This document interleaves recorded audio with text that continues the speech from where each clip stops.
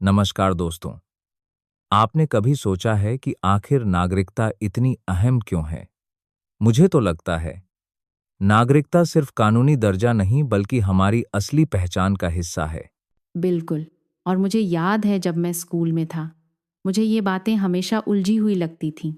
कौन भारतीय है, कौन नहीं, ये तय कैसे होता है? संविधान लागू होते वक्त ये कितना बड़ा सवाल रहा होगा।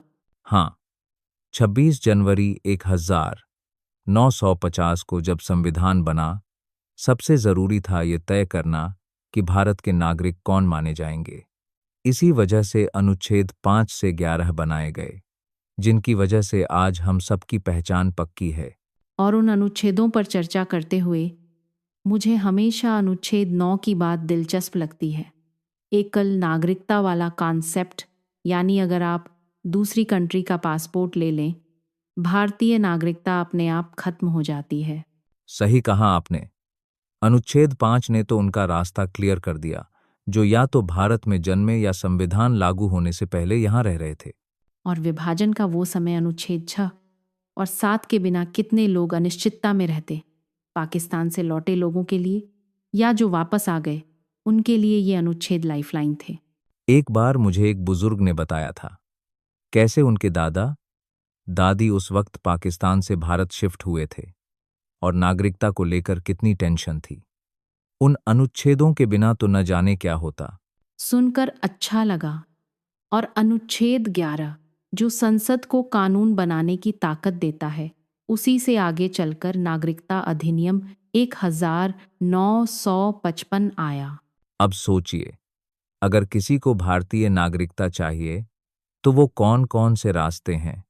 1955 के कानून ने ये बड़ा साफ कर दिया। जन्म, वंश, पंजीकरण, प्राकृतिकरण या फिर क्षेत्र का विलय। इनमें से प्राकृतिकरण वाला रास्ता मुझे सबसे अनोखा लगता है। जैसे कोई विदेश से आकर यहीं बस गया, तो वो भी थोड़ी मेहनत के बाद नागरिक बन सकता है। सिक्किम का उदाहरण बहुत अच्छा है। 1975 में जैसे ही वो भारत में मिला, वहाँ के लोग नागरिक बने। हाँ, और पंजीकरण का प्रोसेस भी कई परिवारों के लिए राहत लेकर आया। एक दोस्त के चाचा अफ्रीका में जन्मे थे, लेकिन माता पिता भारतीय थे। उन्हें पंजीकरण से नागरिकता मिली थी। ये सारी बातें सुनकर लगता है कि भारत ने नागरिकता के नियमों को कितना लचीला और इंसानियत वाला रखा है। हालांकि समय समय पर इसमें बदलाव भी होते गए हैं। ये जो आपने बदलाव की बात कही, वही तो चाह में भी देखने को मिली। 2019 का ये कानून लोगों के बीच अब भी सबसे चर्चित है, खासकर 2024 में जब इसके नियम लागू हुए। लोगों में इतनी चर्चा इसलिए भी थी क्योंकि पहली बार कुछ खास देशों, पाकिस्तान, बांग्लादेश, अफगानिस्तान और वहाँ के अल्पसंख्यक समुदायों के लिए नागरिकता के रास्ते आसान कर दिए गए।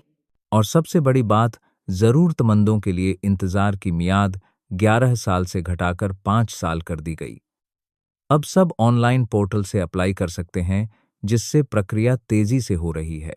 हालांकि इस कानून पर अलग अलग रायें भी रही हैं। कुछ लोग इसे राहत मानते हैं तो कुछ चिंता जताते हैं कि बाकी नियमों पर क्या असर पड़ेगा। लेकिन इतना ज़रूर है कि नागरिकता की बहस अब पहले से ज़्यादा सामने है। इतनी सारी बातों के बाद एक सवाल ये भी है, अगर नागरिकता मिल सकती है तो जा भी सकती है? इसका क्या प्रोसेस है? 3 तरीके हैं। सबसे पहले, अगर आप खुद अपनी मर्जी से छोड़ दें, यानी रिनंसिएशन। फिर टर्मिनेशन दूसरे देश का पासपोर्ट लेने पर। और डेप्रिवेशन अगर धोखाधड़ी या देशद्रोह जैसा मामला हो। अक्सर लोग सोचते हैं कि नागरिकता हमेशा के लिए है, लेकिन ऐसा नहीं है। पिछले साल एक न्यूज़ आई थी, जिसमें कुछ लोगों की नागरिकता धोखे की वजह से रद्द की गई थी। ये बातें सचमुच हमें सतर्क रहने की ज़रूरत की याद दिलाती हैं। केवल अधिकार ही नहीं, जिम्मेदारियां भी साथ आती हैं। वैसे गृह मंत्रालय की वेबसाइट पर ये सारी जानकारी बहुत विस्तार से मिल जाती है। बिल्कुल, और यही वजह है कि नागरिकता सिर्फ एक कानूनी कागज नहीं, बल्कि देश के साथ हमारा जुड़ाव है। कभी कभी मुझे लगता है हमें अपने अधिकारों के साथ साथ जिम्मेदारी को भी उतनी ही गंभीरता से लेना चाहिए, जैसे चुनाव में वोट करना, कानून का पालन करना आदि। सच्ची बात है। और जितनी जानकारी हम अपने अधिकारों और नियमों के बारे में रखेंगे, उतना ही मजबूत और जिम्मेदार नागरिक बन पाएंगे। यह पॉडकास्ट सुनने के बाद किसी के मन में नागरिकता को लेकर सवाल या जिज्ञासा हो तो गृह मंत्रालय की वेबसाइट ज़रूर देखें। वहाँ सब कुछ एकदम साफ साफ समझाया गया है।